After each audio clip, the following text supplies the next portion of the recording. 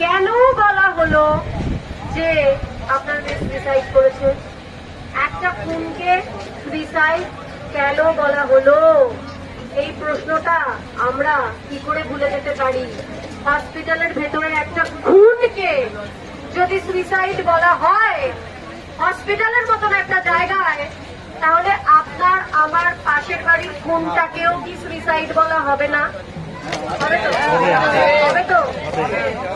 আমাদের বাড়ির পাশে বা আমাদের বাড়িতে যে খুনটা হবে সেটাকেও সুইসাইড বলা হবে। আমরা প্রাণের দায়ে লড়ছি, আমরা বেঁচে থাকার লড়াই লড়ছি, বেসিক লড়াই লড়ছি। বেঁচে থাকা, নিরাপদ ভাবে নিঃশ্বাস নেওয়া, এই লড়াইটা লড়ছি। তিলোত্তমার মায়ের ওই গলাটা যতবার আমার কানে ভাসে। আমার মেয়ের কি জ্বর হয়েছে,